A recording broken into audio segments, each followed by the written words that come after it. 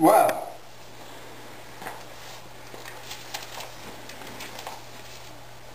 I found a passage in the Bible that explains everything.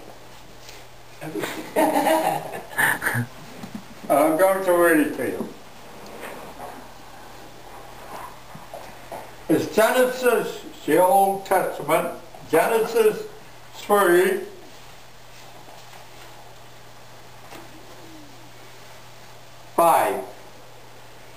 Now this is when Adam and Eve were told not to eat the forbidden fruit, which we say is the apple.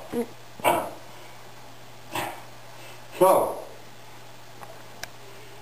for God doth know, that's God with a big G, that in the day ye eat thereof, then your eyes shall be opened. In other words, if you eat the forbidden fruit, your eyes become opened, and you shall be as God, small g and s, as God. Okay? And this is just tells, and knowing and being as gods, we know good and evil. But the supreme God knows only good. Good. Got it? So all these things in the Bible that write, all these gods as capitals makes us confused. It's confusing. So what do we fear? We fear the God. Which God? The sun. Don't people worship the sun? Don't people go in the sun? And they love to bathe in the sun? That's the God you should fear. Not the God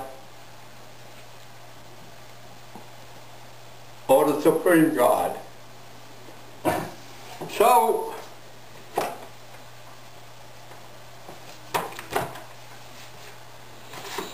there were a couple more passages in the Bible, but I thought this one would be enough. Now, when we see Manhattan and we see the apple, do we see a whole apple? Or do we see as if it's been bitten off on television? What do we see? Right.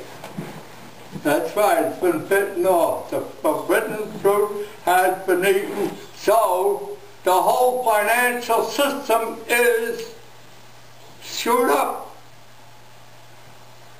And these are the gods out there, small g, that are controlling us. Like this guy Madoff and many others that have done what they've done. And Sally Mae and Freddie Mac, I guess that's the names of these are the gods. They have no compassion. They have no sense of feeling for the people. None. And these are the people that want to make the one world government. The gods.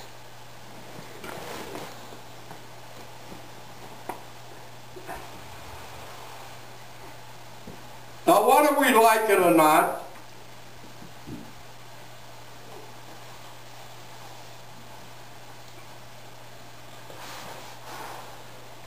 the system out here is communistic.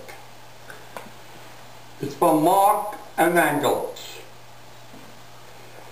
And they have what they call dialectical materialism.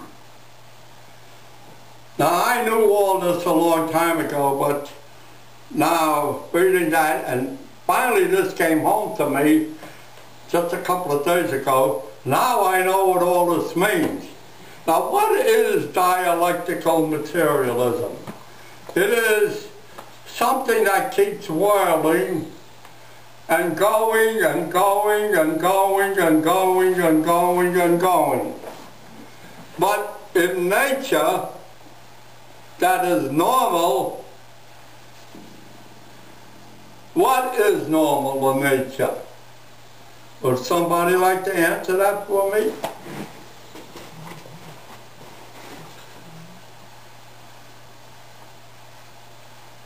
Right angle. A right angle. That's normal, but there's a structure. I'm talking of a structure. 360 degree, what do you call that? Circle. A wheel. A circle, same thing. 360, that's normal. Now,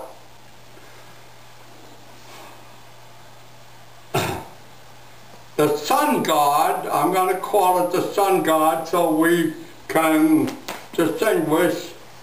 The sun god measures.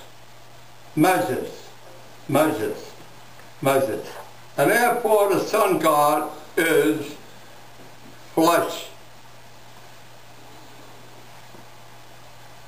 But the Almighty God weighs.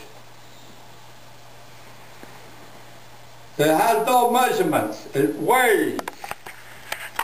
And this is spiritual. Now, when I was a child, if I went for a pound of potatoes, and I go today for a pound of potatoes, I still get a pound of potatoes. Because that's a spiritual way of determining the difference among things. So the weighing is the normal, is the mental. It weighs on my mind. You ever say it measures on my mind? It weighs on my mind. One and the same thing. Weight. See? Now last night I was at a meeting and I got in some sort of entanglement about this, that, and the other thing, but they didn't understand this. I understood it last night. Of course, I didn't bring it out last night. I got up and talked for a few minutes and I told them, if you want to know more, come down here. I'm not going to give my information out too freely to these people, and then they think they know everything. Come down here and get the gist of the thing. You know, it took me 41 long years to get this little sentence, and I got it only a couple of days ago. To understand this, the difference.